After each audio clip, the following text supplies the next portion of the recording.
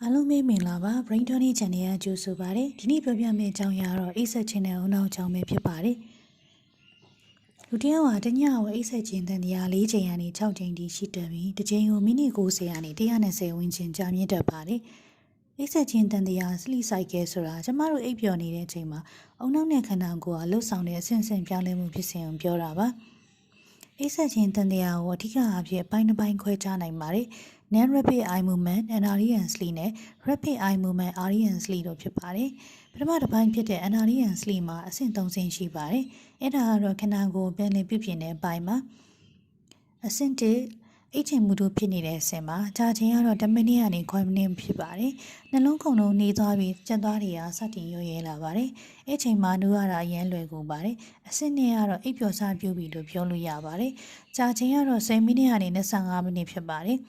အဲ့ဒီအဆင့်မှာခန္ဓာကိုယ်ပူချိန်ကျဆင်းလာပြီးနှလုံးခုန်နှုန်းနဲ့သက်ရှင်နှုန်းနေလာပါတယ်။အုံနောက်ကပြင်ပအတန်တွေကိုစတင်ဖြတ်တောက်လိုက်တဲ့အတွက်ပတ်ဝန်းကျင်ကိုသတိမထားမိတော့ပါဘူး။နောက်ပိုင်းဆိုင်ကယ်တွေမှာတော့ဒီအဆင့်ဟာပိုရှည်လာတတ်ပါတယ်။အဆင့်3 deep sleep ဒါကတော့နေ့နေ့ချိုက်ချိုက်ပြောတဲ့အဆင့်မှာကြာချိန်ကတော့မိနစ်20ကနေ40မိနစ်လောက်ဖြစ်ပါတယ်။အဲ့ဒီဆင်းဟာကိုယ်ခန်းစနစ်ကောင်းမွန်အောင်လုပ်တာဆဲတွေကိုပြန်လဲပြုပြင်တာနဲ့တနေ့တာပင်မသမျှတွေကိုအနာပေးတာတွေကိုလှုပ်ဆောင်ပါတယ်။အဲ့ဒီဆင်းမှာနိုးလိုက်ရင်တော့တော်တော်နဲ့မနိုးပဲမူဝင်နေတတ်ပါတယ်။ဒုတိယတစ်ပိုင်းဖြစ်တဲ့ REM sleep ပါ။ဒါကတော့အိမ်မက်မက်တဲ့အဆင့်မှာကြာချိန်ကတော့10မိနစ်ကနေ60မိနစ်လောက်ဖြစ်ပါတယ်။အိပ်ပျော်ပြီးမိနစ်90လောက်မှာဒီအဆင့်ကိုစတင်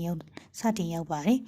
မျက်လုံးတွေကပိတ်ထားရဲ့သားနဲ့ဟိုဒီမျက်လုံးရှားနေတတ်ပါတယ်။မနဲ့လင်းခါနီးစိုက်ကယ်တွေမှာအာရီယန်ဆင်အားရှည်ဆုံးဖြစ်လာပါတယ်။အာရီယန်ချိန်မှာလူကအိတ်နေပေမဲ့အုံနောက်ကတော့အိတ်မနေပါဘူး။တာမန်အားဖြင့်အိပ်ပျော်နေအုံနောက်လိုင်းတွေကနေခွေးပြီးဒီငိမ့်နေတတ်ပါတယ်။ဒါပေမဲ့အာရီယန်ဆင်ရောက်တာနဲ့အုံနောက်လိုင်းတွေကရုတ်တရက်နှိုးနေတဲ့ချိန်လိုမျိုးမြန်ဆန်ပြီးပုံမှန်မဟုတ်တဲ့လိုင်းတွေဘီတာတီတာဝေးတွေဖြစ်လာပါတယ်။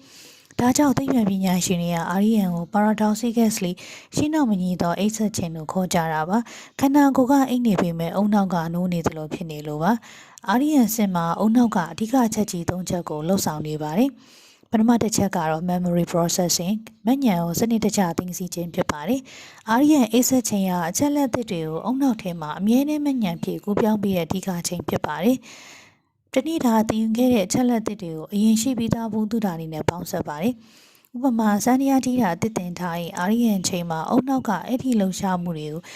ကျွမ်းကျင်မှုမှဉဏ်ဖြင့်ပြောင်းလဲပေးပါတယ်။ပြီးတော့မလိုအပ်တာများကိုလည်းဖယ်ထုတ်ပေးနိုင်ပါတယ်။အုံနောက်ကအရေးမကြီးတဲ့ချက်လက်တွေကိုဖျက်ထုတ်ပြီးအရေးကြီးတာတွေကိုပဲသိသိပါတယ်။ဒါမှနောက်နေ့မှာအုံနောက်ကအချက်လက်တင်လက်ခံဖို့နေရာလွတ်ရမှာပါ။ဒါ့အပြင်အာရီယန်အဆင့်မှာအုံနောက်ကမသက်ဆိုင်တဲ့အချက်လက်တွေကိုတစ်ခုနဲ့တစ်ခုဆက်သွယ်ကြည့်တတ်ပါတယ်။ဒါကြောင့်မို့လို့နိုးလာတဲ့အခါမနေ့ကစဉ်းစားလို့မရတဲ့ပုစာတွေအဖြေတွေကိုအကြံရသွားတတ်တာဖြစ်ပါတယ်။ဒုတိယတစ်ချက်ကတော့ emotion regulation စိတ်ခံစားချက်ကိုထိန်းညှိခြင်းဖြစ်ပါတယ်။ REM အိပ်စက်ခြင်းကို overnight therapy တညတာစိတ်ကူးထုံးလို့လည်းခေါ်ကြပါတယ်။ REM ချိန်မှာစိတ်ခံစားချက်ကိုထိန်းချုပ်တဲ့အုံနောက်ရဲ့စင်တာလေးတစ်ခုဟာနိုးနေချိန်တဲ့ပို့ပြီးတော့လှုပ်လှုပ်ပါတယ်။ဒါ့အပြင်စိတ်ဖိစီးမှုဖြစ်စေတဲ့ဓာတုပစ္စည်း noradrenaline ကိုလုံးဝမထွက်လာတော့တာပါ။ဒါကြောင့်မို့လို့အုံနောက်ကစိတ်တန်ရာတွေကိုပြန်လည်သုံးသပ်နေပေမဲ့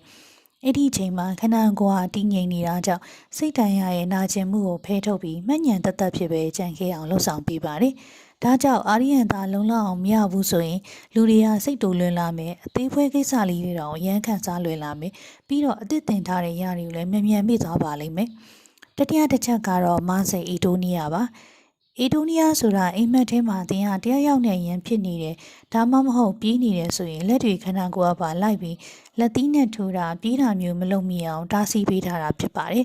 ကဲ၍အဲ့ဒီအီတိုနီးယားသာမရှိရင်ကိုယ့်ကိုဖြစ်စေဘေးကလူဆိုဖြစ်စေထိခိုက်နေနိုင်ပါတယ်အီတိုနီးယားနဲ့ပတ်သက်ပြီးတော့လူသိများတဲ့ဖြစ်စဉ်တစ်ခုရှိပါတယ်ဒါကတော့ sleep paralysis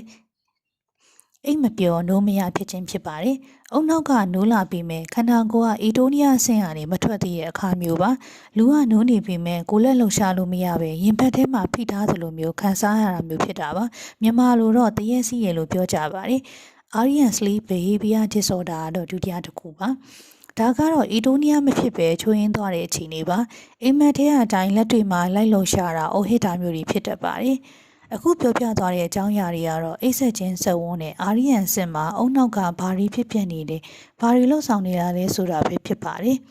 ်အိပ်စက်ခြင်းကကျမတို့ထင်ထားတာတက်ကိုအကျိုးကျေးဇူးအများကြီးရှိပါတယ် ဗီဒီယိုလေးကိုဆုံးထိနားထောင်ပြီးရတဲ့အတွက်ကျေးဇူးတင်ပါတယ်ရှင်အားလုံးလည်းကျန်းမာချမ်းသာစွာနဲ့တောကကင်ဝေးအိပ်ပျော်နိုင်ကြပါစေလို့နေ့သက်စုမကောင်းတောင်းပေးလိုက်ပါတယ်ရှင်